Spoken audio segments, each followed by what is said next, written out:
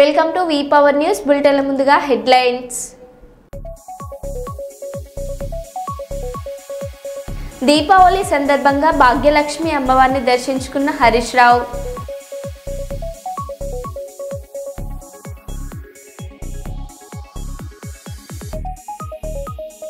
మంత్రి సీతక్కపై హరీష్ రావు తీవ్ర విమర్శలు.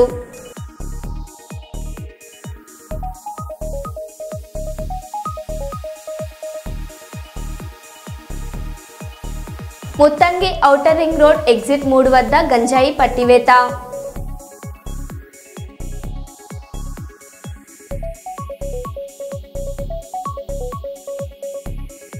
కృష్ణా జిల్లా పెనుగంచిప్రోలులో కలకలం.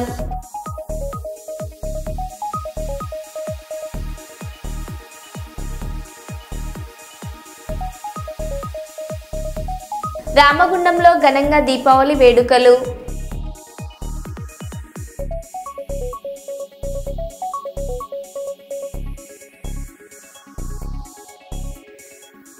ఇక వివరాల్లోకి వెళ్తే, కర్నూలు జిల్లా అదోని పట్టణంలో ఇవాళ ఆదిగుడిసె కృష్ణమ్మ విలేకరుల సమావేశంలో మాట్లాడుతూ అదోని ఎమ్మెల్యే డాక్టర్ పార్థసారథి దృష్టికి పద్మనగర్ కాలనీవాసుల సమస్యలను తీసుకెళ్తానని ప్రజలకు హామీ ఇచ్చారు. మండగిరి గ్రామ పరిధిలో గల పద్మశాలి నగర్ ప్రాంత ప్రజలు అనేక ప్రాథమిక సౌకర్యాల లేమితో తీవ్ర ఇబ్బందులు ఎదుర్కొంటున్నారు. చాలా సంవత్సరాలుగా ఈ ప్రాంతం అభివృద్ధి కార్యక్రమాలకు దూరంగా ఉండడం వల్ల ప్రజల జీవన స్థాయి దెబ్బతిన్నదని తెలిపారు.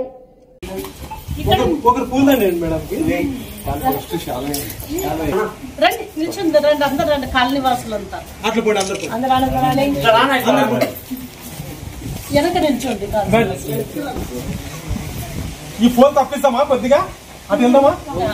అదే రానా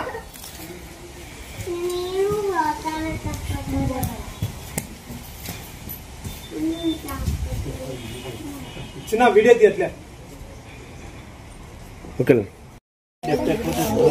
ఇప్పుడు ఇది వచ్చేసి ఎట్లా పోతుందంటే Ganesh function back side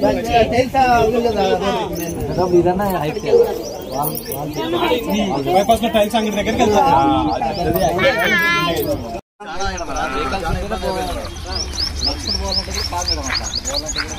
voice తీసుకోపా madam. ఇది పరిస్థితి. కాలనీ నుంచి బయటికి పోలేము, లోపలికి రాలేదు.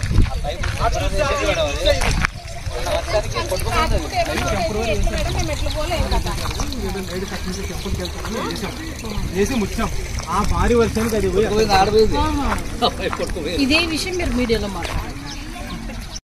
లేవు పోవడానికి రాత్రికి ఏమైనా ఎమర్జెన్సీ అయినా కూడా మాకు పోయేదానికి దారి లేదు. కరెంటు లేదు, మాకు వాటర్స్ లేదు, కుళాయి లేదు, రోడ్డు లేదు, కాలువ లేదు. మేము ఎట్లా రాత్రికి ఏదైనా ఎమర్జెన్సీ వస్తే ఎట్లా చేయాలి? మేము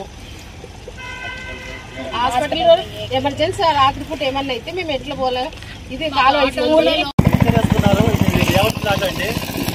ఓనర్లు అడగండి, వాళ్ళు డ్రైనేజ్లు కాలువలు ప్రొవైడ్ చేయాలి కదండి. మేము ఎట్లా చేస్తామన్న వాళ్ళు రెగ్యులర్గా సమాధానం చెప్తున్నారు. మేము ఏం చేయాలో దిక్కుతో వచ్చాక మా గుడిసె కృష్ణమ్మ అక్కని అడిగితే ఆమె వచ్చి మా కాలనీ ఈరోజు సందర్శించి మా కాలనీలో కూడా మొత్తం అంతా సమస్యలన్నీ చూసి మీ సమస్యలన్నీ ఎమ్మెల్యే గారికి తీసుకెళ్ళి పరిష్కరిస్తామని చెప్పడం జరిగింది. ఖచ్చితంగా చేస్తారని మేము ఆశిస్తూ ఇంతవరకు సెలవు తీసుకుంటాను. నా పేరు చిలకా నిత్యానంద్, పద్మశాలి నగర్ వాసిని ఆదోని. ఎక్స్టెండ్ ఆదోని అంటే ఇప్పుడు మండగిరి ప్రాంతం ఎక్స్టెండ్ అవుతుంది. రోజు రోజుకి మండగిరి ప్రాంతం పెరుగుతూ పోతూ ఉంది. కాబట్టి దానికి తగ్గట్టుగా మనం ఖచ్చితంగా సౌకర్యాలు కల్పించవలసిన బాధ్యత మా కూటమి పైన ఉంది. కాబట్టి 100% ఏదైతే ఈ కాలనీ వాసులు అందరూ చెప్పారో వాటన్నిటిని కూడా ఎమ్మెల్యే గారి దృష్టికి తీసుకెళ్లి ఖచ్చితంగా పనులు అయ్యే విధంగా అన్న పైన ఒత్తిడి తీసుకొస్తానని చెప్పి నా తరఫున కాలనీ వాసులందరికీ నేను తెలియజేసుకుంటున్నాను. ఈరోజు ఎక్కడ చూసినా సమస్యలే ఉన్నాయి. గత 5 సంవత్సరాలుగా ఆ గవర్నమెంట్ అసలు పట్టించుకోలేకపోనే పాపం లేదు. ఎందుకంటే మండగిరిలోన ఎన్ని నిధులున్నాయో ఆ 5 సంవత్సరాలు దేనికి ఖర్చు చేశారో కూడా తెలియదు. మేము వచ్చిన తర్వాత దాదాపుగా 1 కోటి రూపాయలు వర్క్ చేశాం మండగిరిలో. చాలా పెద్ద ప్రాంతం కాబట్టి మండగిరి గ్రామం అనేది ఎక్కడ మనం 1 కోటి రూపాయలు అనేది జస్ట్ ఒక 4-5 కోట్లకే పరిమితం అవుతుంది. ఇక్కడ ఆదర్శ నగర్ లోనే డ్రైనేజీకే దాదాపు 30 లక్షలు పెట్టి వర్క్ చేయించాము. అదేవిధంగా అక్కడ భరత్ నగర్కి వెళ్లే దారిలో కూడా దాదాపుగా 30 లక్షల వర్క్ రోడ్డు చేయించాం. ఇట్లాంటివి చాలా చేశాం మేము. కాబట్టి ఇంకా ఎక్కువగా నిధులు రావాలి, ఎన్ఆర్జీఎస్ నిధులు కూడా దీనిపైన పెట్టాలని చెప్పి నేను ఎమ్మెల్యే గారి దృష్టికి మీడియా ముఖంగా తెలియజేస్తున్నాను. అదేవిధంగా ఒకసారి వీళ్ళందరూ కూడా ఎమ్మెల్యే గారితో కలిస్తే వాళ్ళ సమస్యలు విన్నవించుకుంటే బాగుంటుంది. ఎమ్మెల్యే గారు కూడా అన్నగారు కూడా వచ్చి విజిట్ చేస్తే అన్నకు కూడా ఈ లోకల్ పరిస్థితి ఏముందో, ఎలాంటి ఇబ్బందులు పడుతున్నారు అనేది అందరికీ అర్థమవుతుందని చెప్పి ఈ సందర్భంగా నేను తెలియజేసుకుంటూ, ఎంత తొందర అయితే అంత తొందరగా వీళ్ళ సమస్యలు పరిష్కరించే విధంగా ఎన్డీఏ ప్రభుత్వం పనిచేస్తుందని చెప్పి మరొకసారి తెలియజేసుకుంటూ, నాకు ఈ అవకాశం ఇచ్చిన కాలనీ వాసులకు ధన్యవాదాలు. నా పేరు గుడిసె ఆదికృష్ణమ్మ, తెలుగుదేశం పార్టీ రాష్ట్ర ఆర్గనైజింగ్ సెక్రటరీ.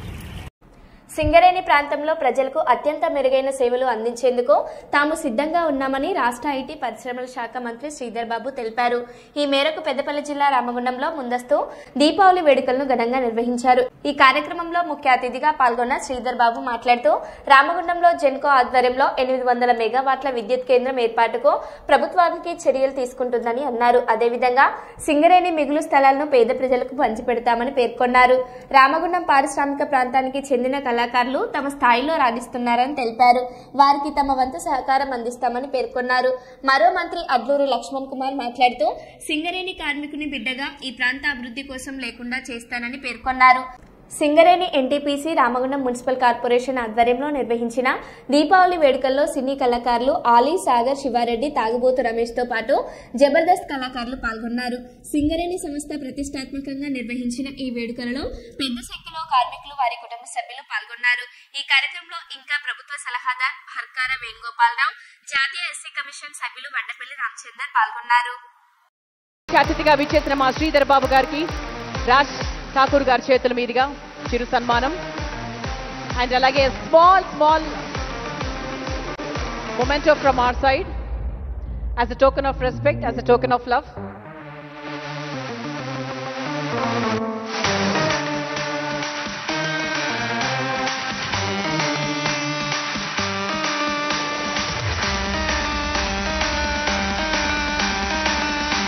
అండ్ అలాగే లక్ష్మణ్ కుమార్ గారికి కూడా రాజ్ ఠాకూర్ గారి చేతుల మీదుగా చిరు సన్మానం. సో వారికి కూడా మొమెంటో అందించవలసిందిగా రాజ్ ఠాకూర్ గారిని ఇన్వైట్ చేస్తున్నాము.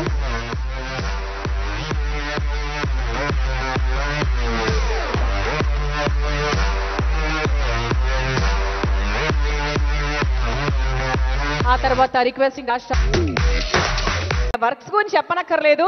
సో మా ఆలీ గారంటే మా అందరికీ ఎంతో ఎంతో ఎంతో గౌరవము, ఇష్టము, అభిమానము, పిచ్చి కదా.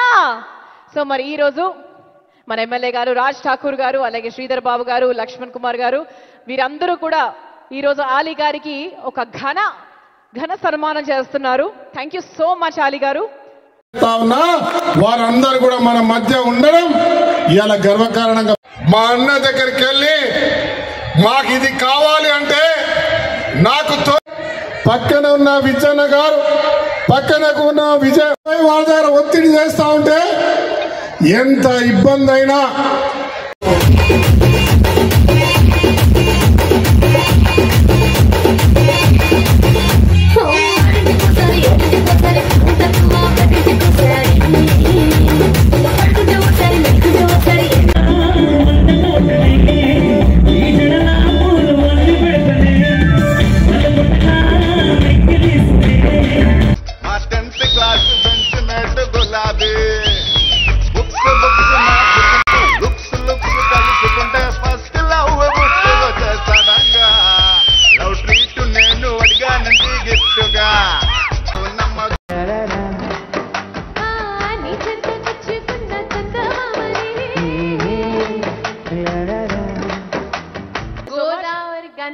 గోదావరి గనిలో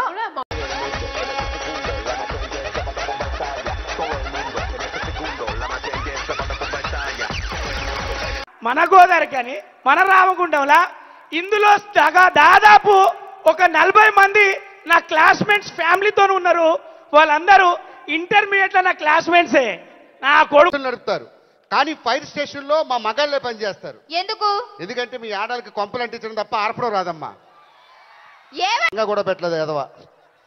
ఇదిగో ఇదే గోదావరి కాని బస్ స్టాండ్. అమ్మ మంచిగుందండి అంకుల్. ఒక్క నిమిషం చూసావా ఎంత ఉన్నదానికి అంత సౌండ్ వేసాడు. ఏమని పిలిచావరా? పెన్ డ్రైవ్ కూడా అంతే ఉంటది బాబు. సరే గాని పెన్ డ్రైవ్ లో ఏముంటాయి? ఫోటోస్ వీడియోస్ మెమరీ కార్డ్ లో కూడా ఉంటాయి. అది ఎంతే ఉంటది. సరే గాని ఇలా వెళ్తే గోదావరి. ఏమన్నారు ఇందాక? అంకుల్ అన్న. అంకుల్ అంటే నువ్వు కిడ్ చిన్న పిల్లాడు. అవును అంకుల్. ఇది బయటిది ఏంట్రా? ఆధార్ కార్డు తీరా.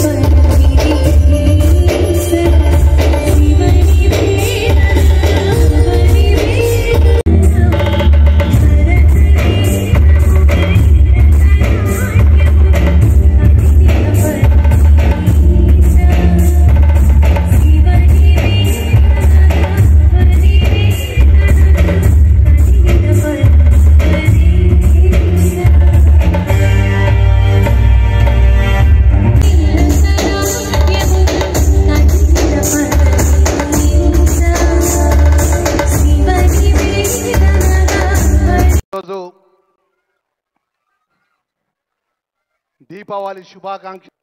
నేను ఈరోజు వారి తరఫున వారి అందరికీ మనవి చేస్తా ఉన్నా. చాలా మనం ఈరోజు రాజ్ ఠాకూర్ గారు సింగరేణి యాజమాన్యం అంతా కూడా సన్మానం చేశారు. దీపావళి సందర్భంగా భాగ్యలక్ష్మి అమ్మవారిని మాజీ మంత్రి ఎమ్మెల్యే హరీష్ రావు దర్శించుకున్నారు. ఈ సందర్భంగా రాష్ట్రంలో గన్ కల్చర్ పెరిగిపోయిందన్నారు. బీఆర్ఎస్ హయాంలో అగ్రికల్చర్ ప్రోత్సహించాం. ఈ ప్రభుత్వం గన్ కల్చర్ తీసుకొచ్చిందని పోలీసులకు కూడా రక్షణ లేకుండా పోయిందన్నారు. సీఎం రేవంతే హోంమంత్రిగా ఉన్న హోంశాఖపై కనీసం సమీక్ష జరపడం లేదని వాటాల కోసం కోట్లాడుకుంటున్నారన్నారు.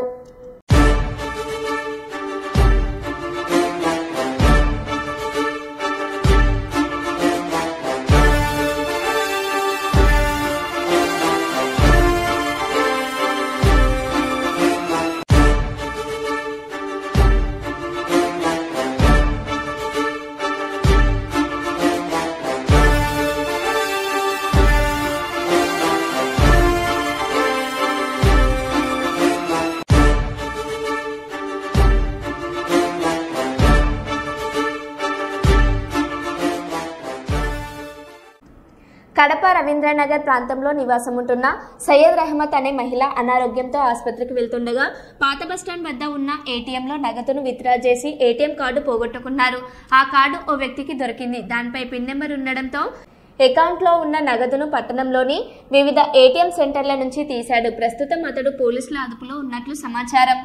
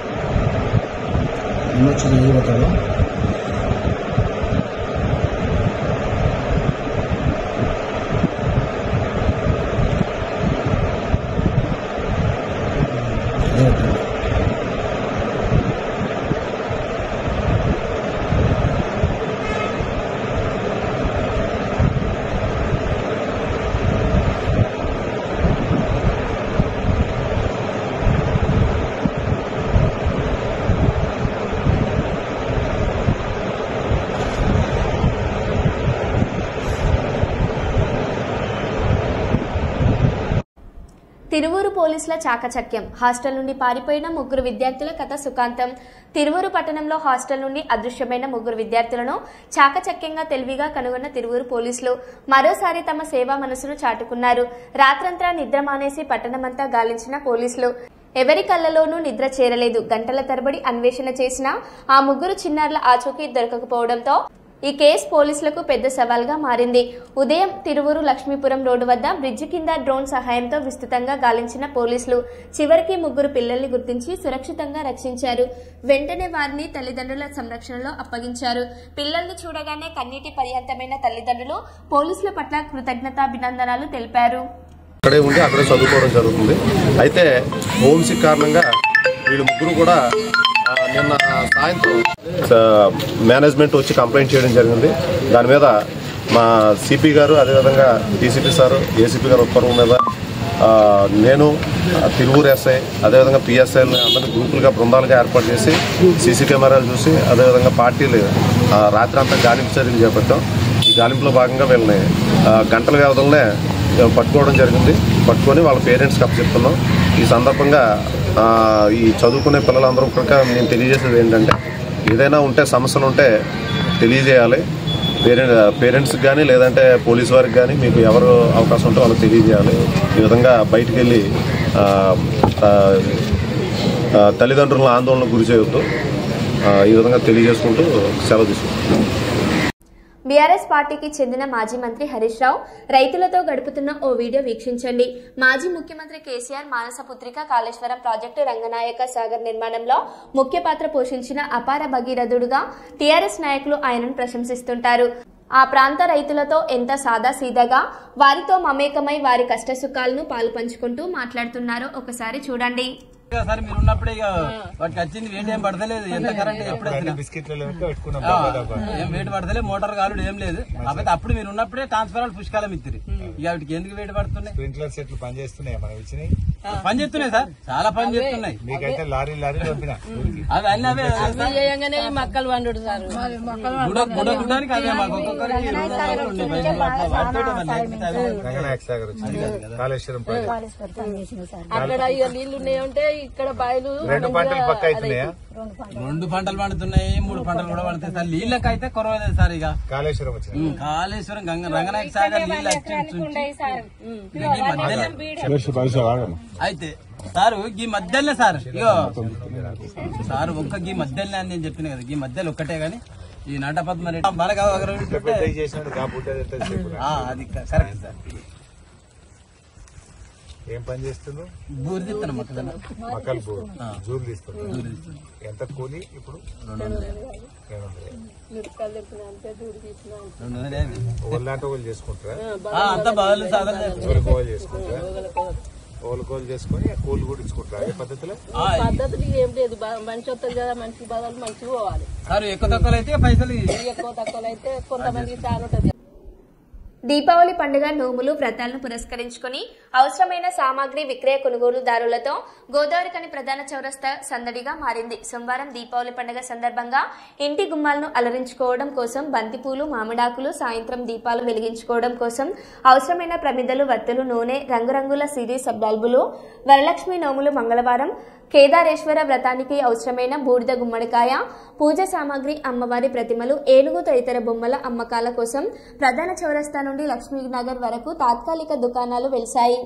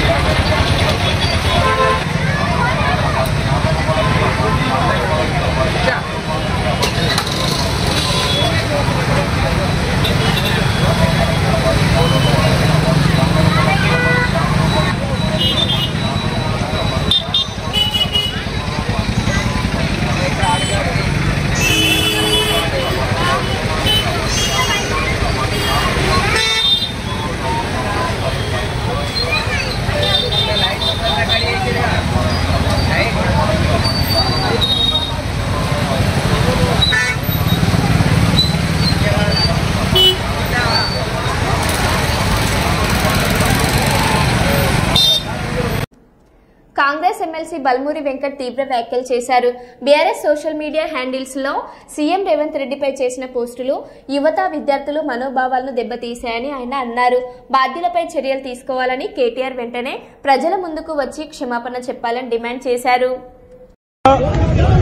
BRS party social media handles లో అడ్డగోలుగా ఇష్టం వచ్చినట్టు ఫ్రీడమ్ ఆఫ్ స్పీచ్ పేరుట గౌరవ ముఖ్యమంత్రి గారి గురించి, మంత్రుల గురించి, ఉన్నత అధికారుల గురించి నోటికి వచ్చినట్టు పెట్టడం జరుగుతుంది.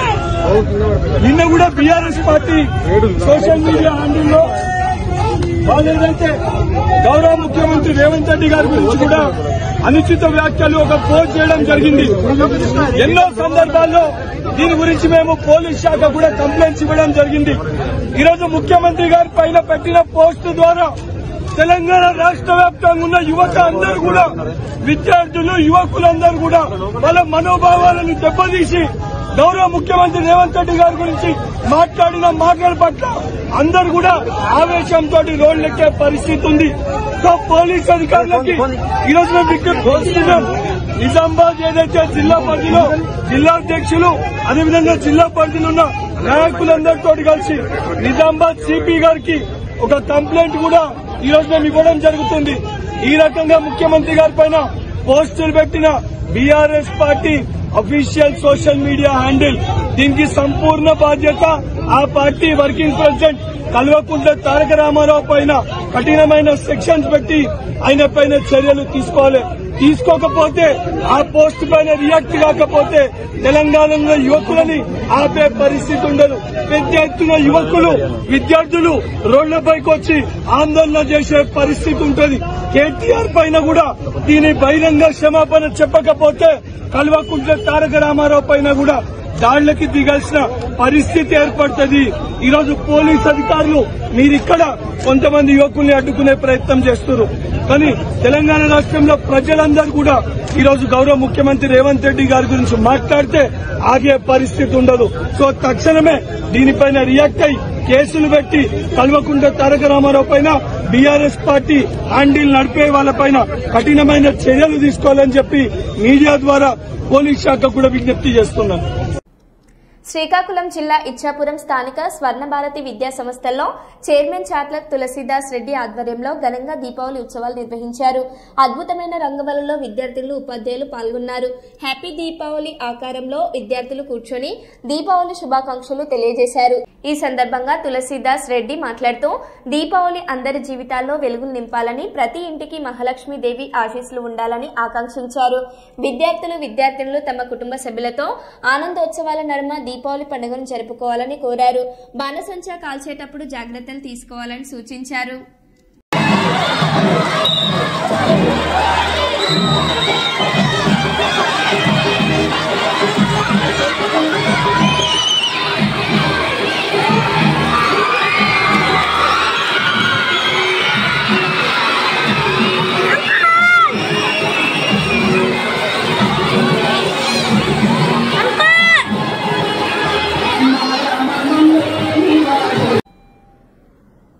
మంత్రి సీతక్కపై హరీష్ రావు తీవ్ర విమర్శలు చేశారు.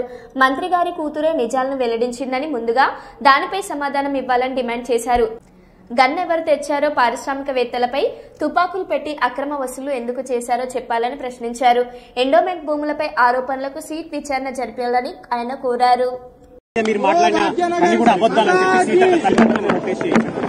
సరే, కేబినెట్ లో ఏం జరిగిందని నేను చెప్పాల్సిన అవసరం లేదు కదా. కేబినెట్ మంత్రి గారి కుమార్తె చెప్పింది కదా నిజాలు ఏంటిది అనేటువంటిది. నేను చెప్పాల్సిన అవసరం లేదు.